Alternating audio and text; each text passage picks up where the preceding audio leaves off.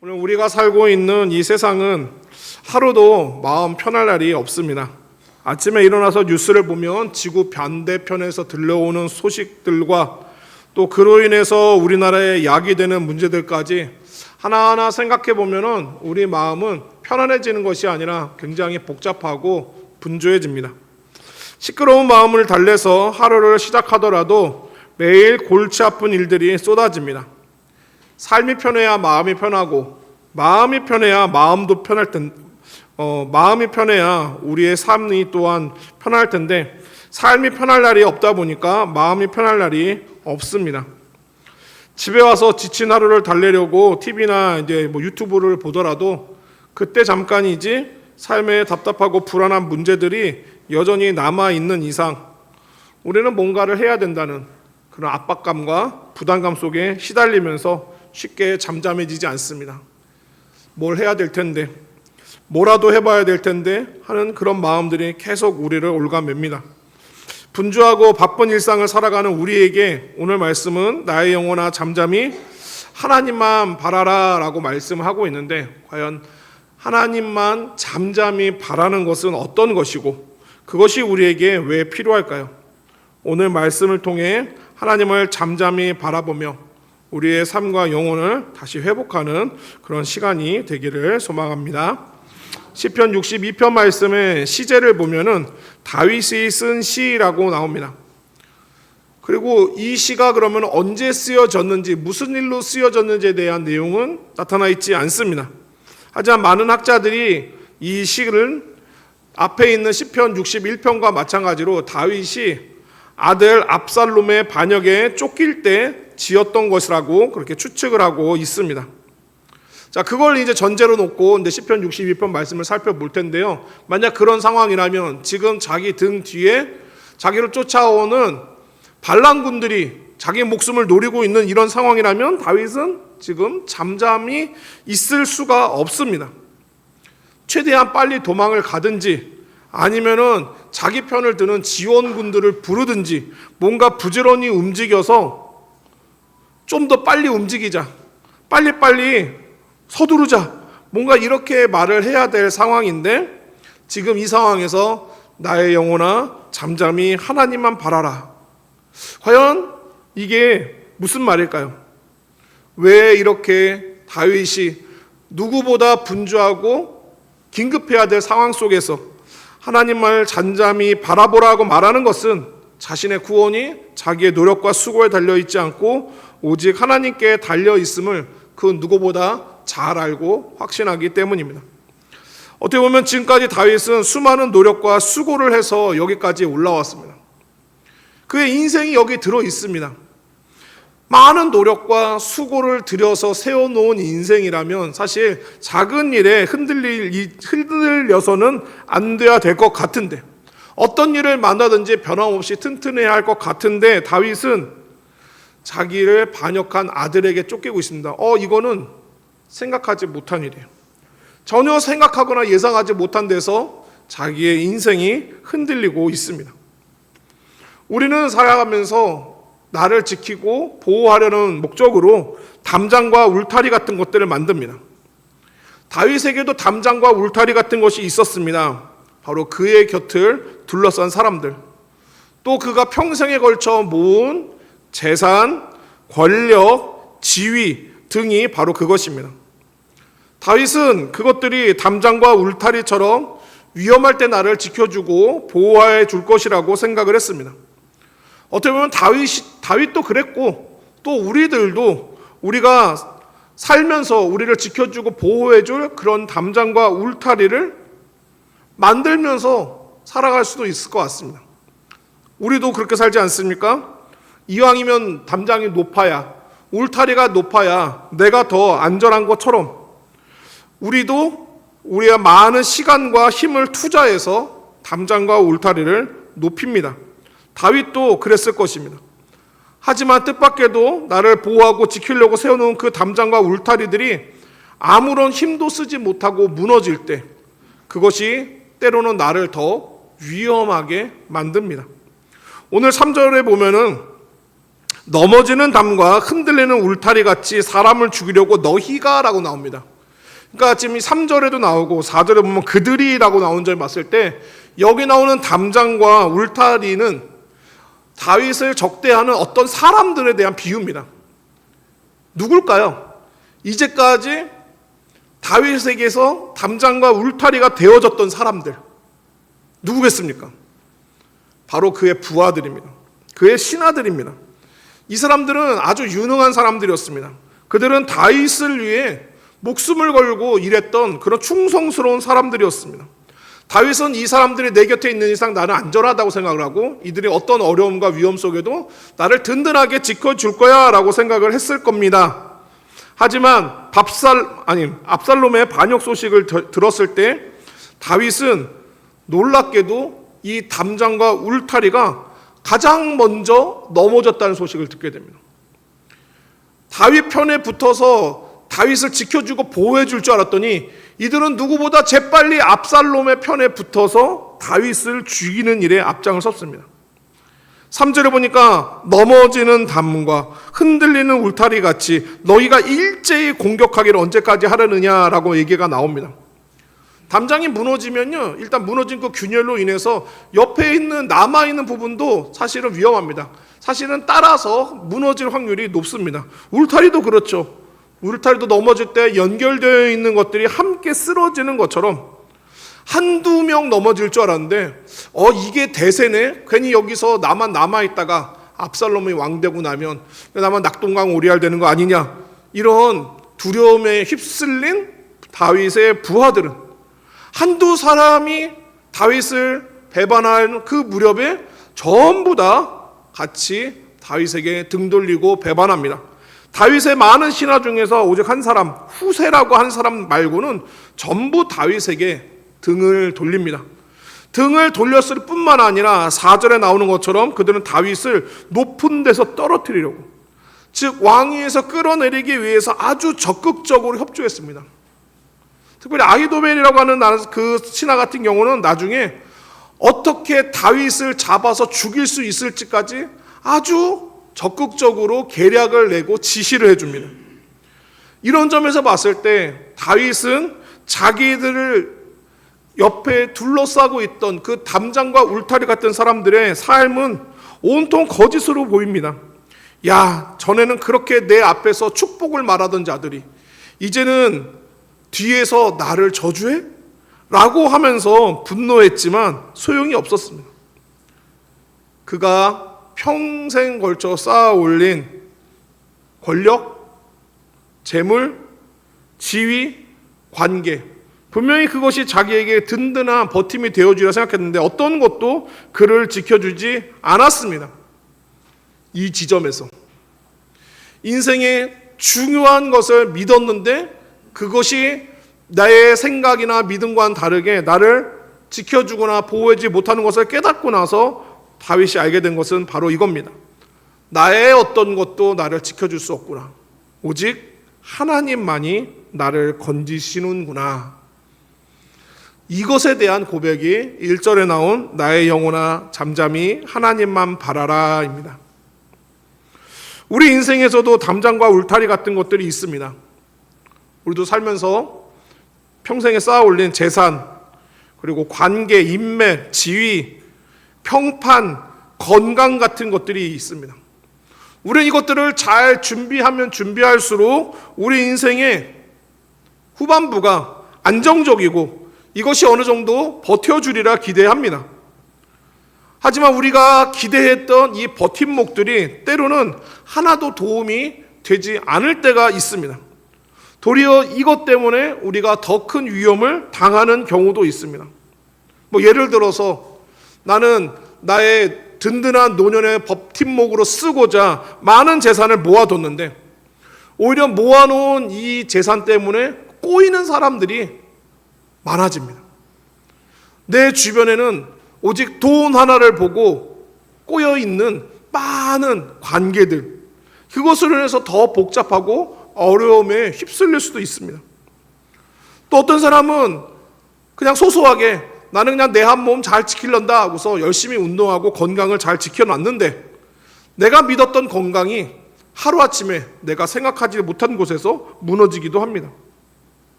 나는 내 몸과 내 가정을 알뜰하게 잘 건사해 왔지만 전혀 예기치 못해서 당하는 사고는 내가 생각지 못한 재앙을 우리 가정과 내 인생 가운데 만들어내기도 합니다.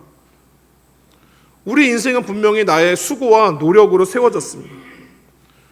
하지만 그것만으로 우리의 인생이 견고하게 세워지진 않습니다. 우리의 수고와 노력의 결과를 가지고 하나님이 세워주시고 하나님이 붙들어 주셔야 우리의 인생이 흔들림 없는 인생으로 세워지는 것입니다. 다윗이 그걸 알기 때문에 나의 영혼아 잠잠히 하나님만 바라라 라고 말을 합니다. 전 이 말씀이 이렇게 들립니다. 나의 영혼아 조급하지 마라. 상황 때문에 흔들리지 마라. 내가 해서 안 되는 것은 하나님이 해주셔야 해결된다. 그러니 하나님만 바라보자 라는 내용이 저는 나의 영혼아 잠잠히 하나님만 바라라 라고 하는 이 문장 안에 들어있는 의미로 느껴졌습니다. 다윗도 처음에는 이런 상황을 만나고 하박국처럼 하나님 내가 왜 이런 일을 당해야 합니까? 라고 했을지 모르겠습니다. 자, 이번 주에 말씀하다 보니까 참 너무 어려웠어요. 왜냐하면 하박국서의 내용과 시편 62편의 내용이 너무 비슷해서 이거를 어느 한쪽에다가 힘을 주면 다른 쪽이 설교를 못할 것 같은 생각이 들었습니다. 이거를 뺄 건 빼고 가릴 건 가리고 시편 62편에다가 다 집어넣을 수도 없고 하박국서에다 다 집어넣을 수도 있고 이거 어떡하지 했는데 묘하게 내용이 맞으면서 또 뭔가 이렇게 공감되는 부분이 있었습니다. 아마 다윗도 압살롬의 반역 또 그리고 그거에 못지않은 여러 인생의 일순간들 속에서 하박국처럼 하나님 나에게 왜 이런 일이 생겨야 됩니까? 라고 물었을지 모르겠습니다. 하지만 우리가 하나님만 바라보지 않고 내 인생은 내 힘으로 세워야지 하면서 계속 땅만 쳐다보면서 살아가면 하나님은 땅에 고정된 우리의 눈을 돌리게 하려고 간혹 이런 시간을 주시기도 합니다. 야, 네 노력과 수고가 필요한 건 맞는데 그것만으로 세워지는 건 아니야. 그런데 자꾸 거기다 힘을 쓰고 있으면 나중에 무너질 때 어떡할래? 이거를 알려주려고 하나님의 때로는 우리 인생에 시선을 하나님께로 돌리게 하는 시간을 만들어 주신다는 것입니다. 그럴 때 우리가 할 일은 뭔가? 처음에는 내게 생긴 이 일을 어떻게든 내 힘으로 그리고 내가 가진 것들로 이 상황을 벗어나 보려고 하지만 아무리 내가 해도 내 힘으로 도저히 안 될 것을 우리가 알았을 때는 이제 모레 되면 손 떼는 겁니다. 내가 못하겠습니다. 하나님이 해주십시오라고 해서 우리의 삶의 전권을 내어드리는 것입니다. 예를 들어서 물에 빠진 사람을 구한다고 한번 생각해 봅시다. 이 얘기 혹시 아시죠? 물 빠진 사람 어떻게 구한지 아십니까? 물에 빠졌네, 큰일 났다 해가지고 그 사람한테 빨리 접근해가지고 잡으면 큰일 납니다. 왜냐면 물에 빠졌을 때 사람이 자기도 모르게 2배에서 3배의 힘을 낸다고 합니다. 그러니까 뭐가 다가오면 저걸 붙잡고 내가 살아야겠다는 그 일념으로 그 사람을 막 붙잡고 이게 함께 엉키는 바람에 구조자랑 함께 죽는 경우가 더러 있다고 합니다. 그래서 전문가들은 어떻게 하느냐? 물에 빠진 사람을 어떻게 할까요? 물을 좀 먹여요. 물 먹을 때까지 좀 놔둔다고 합니다. 되게 잔인하죠? 근데 이제 지켜보고 있는 거야. 진짜 죽게 놔두진 않고 물을 먹어서 힘이 빠져서 이제 꼬럭꼬럭거리고 있으면 이 사람이 이제 드디어 자기 힘을 못 쓸 때쯤 되면 그때 가서 건져내야 이 사람도 안전하고 본인도 안전하게 구조할 수 있다고 하는 이야기를 들었습니다. 하나님께서 우리의 인생을 건져내실 때도 비슷한 것 같습니다. 아직도 내 자아가 살아있어서 내 힘으로 어떻게든 해볼 거야라고 생각하면서 버둥거리는 사람은 더 사실은 일을 그르칠 수가 있습니다. 따라서 하나님께서는 우리의 힘이 좀 빠지도록 놔두시는 것 같아요. 충분히 절망하고 실망하도록. 그래서 비로소 더 이상 이제는 내 손으로는 이 상황들을 해결할 수가 없다라고 하나님께 두 손 들고 항복할 때. 그래서 어른들이 옛날에 이 얘기 참 많이 하셨죠. 천부여 의지 없어서 손 들고 옵니다. 참 간증처럼 그런 얘기 많이 하셨는데 정말 그런 상황에 대해서 이제는 내 인생의 전권을 하나님께 맡기는, 하나님이 해 주십시오 하고 맡기는 그 순간부터 하나님께서는 이 사람을 붙들고 건져내시는 겁니다. 다윗은 오직 하나님만이 자신이 지금 당해 있는 문제와 위기 속에서 흔들리는 나를 흔들리지 않게 지탱하실 뿐만 아니라 오히려 나를 이제 거기서 건져내시고 지켜내실 분이라는 것을 고백하면서 나의 영혼아, 나의 힘을, 내 능력을, 내가 이 평생을 쌓아 올린 것들을 의지할 것이 아니라 오직 나의 유일한 반석과 힘이 되시는 하나님만 바라보자라고 말하는 것입니다. 사랑하는 성도 여러분, 오늘 오전에 하박국서 말씀처럼 왜 나에게 이런 일이 일어납니까? 정말 하나님이 내 삶에 다스리고 계십니까? 라고 생각할 때 우리가 할 일은 뭐라고요? 기억나십니까? 한 3시간 전에 들었었는데, 하나님 앞에 갈등하고 고민될 때 우리는 어디의 자리에 있어야 된다고요? 네, 기도의 자리에 있어야 됩니다. 하나님을 바라보면서 잠잠히 기도하는 것이 풀리지 않는 인생의 의문과 회의 그리고 갈등 가운데 우리가 가져야 될 모습입니다. 하나님의 일하시는 것이 이해되지 않아서 생기는 답답함, 괴로움, 또 울분, 이런 것들이 생길 때 우리가 할 일은 다른 데 가서 화풀이하는 게 아니라요, 하나님 앞에 가서 우리의 이 답답함과 울분과 속상함들, 괴로움들을 쏟아내는 것입니다. 그 내용이 오늘 우리가 읽은 본문의 마지막 8절에 나옵니다. 우리 8절 말씀 한번 읽겠습니다. 시작. 백성들아, 시시로 그를 의지하고 그의 앞에 마음을 토하라. 하나님은 우리의 피난처시로다. 뭐 하라고요? 하나님 앞에 마음을 토하라. 하나님이 정말 나의 구원이라고 믿는 성도들은 그를 의지하면서 그의 앞에 우리의 마음을 토하는 겁니다.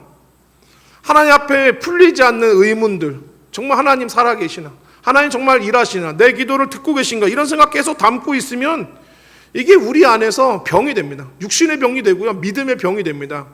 우리를 병들게 만들고 믿음을 망가뜨리고 우리의 영혼을 건강하지 않게 해요. 그러니 우리가 할 일은 이 독과 같은 이 감정과 생각들을 뭘 해야 됩니까? 쏟아내는 거예요. 그 사람들 앞에 가서 쏟아내면은 그게 또 관계를 망치고 또 다른 문제의 발단이 되니까 사람들한테 가서 화풀이하거나 사람들한테 쏟지 마십시오. 이게 네 탓이야, 이게 누굴 닮았니, 뭐 이런 얘기 하지 마시고요. 이게 괴롭고 고민되는 문제들 가지고 하나님 앞에 가서 쏟아내야 됩니다. 우리가 몸이 낫는 과정 중에 몸 안에서 어떤 부산물들이 나오지 않습니까? 뭐 예를 들어서 고름 같은 거라든지. 그래서 병원 가면은 환자들 이렇게 계속 드레싱하면서 더러운 거는 이렇게 닦아내고 씻어내고 계속해서 깨끗한 것들로 이렇게 회복될 수 있게 도와주는데, 우리의 영적인 문제도 그런 것 같습니다. 우리 안에서 치료되고 회복되는 과정에 계속 쓴물과 악한 것들이 계속해서 나옵니다. 하나님 앞에 쏟아버려야 될 것들이 계속 나오는데 이거 담고 있으면 결국에는 우리의 영혼에 결코 좋지 않아요. 병됩니다. 독이 되고 나쁜 믿음이 됩니다. 그러니까 우리가 해야 될 일은 버려내는 거예요. 어디다 버립니까? 계속 똑같은 얘기하고 있습니다. 어디다 버립니까? 하나님 앞에 버리는 겁니다. 사람 앞에, 부인 앞에, 남편 앞에, 애들 앞에 쏟는 게 아니라 하나님 앞에 쏟는 겁니다. 그렇게 나의 분노와 상처와 아픔들을 하나님 앞에 쏟아내는 동안에 하나님은 우리의 상한 마음을 만지시고 새살이 돋게 하십니다. 그러므로 힘들고 괴로운 일이 있을 때 1번, 하나님 앞에 나아가 하나님을 잠잠히 바라보시기 바랍니다. 2번, 하나님께 해답이 있음을 믿고 기다리시기 바랍니다. 3번, 우리의 아픈 마음과 감정을 하나님께 쏟아내시기 바랍니다.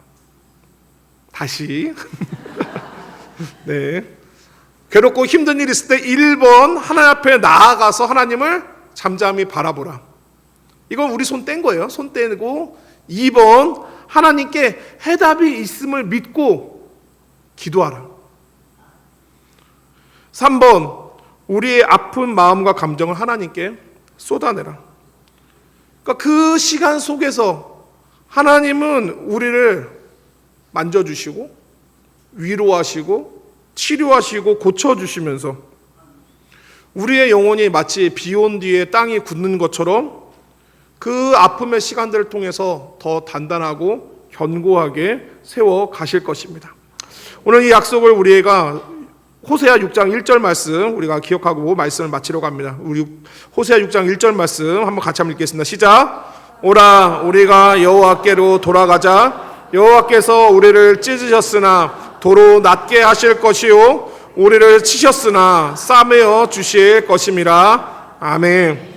사랑하는 성도 여러분, 우리가 이 말씀 기억하고 또 우리가 오늘 말씀과 이제까지 여러분이 듣고 배웠던 하나님이 어떠한 분이시는 대한 모든 지식들을 총동원하여 인생의 고난과 환난의 시험들을 찾아왔을 때 우리가 할 일은 하나님을 원망하며 대적하는 것이 아니라 그 원망과 아픔과 의심의 모든 것들이 있지만 하나님을 떠나서요 그 답을 찾지 마시고 하나님 앞에서 쏟아내어 하나님이 주시는 답을 받아 그 안에서 우리를 향한 하나님의 크고 놀라운 계획을 계속해서 만나고 이루어 가시는 귀한 성도들이 되시기를 바랍니다.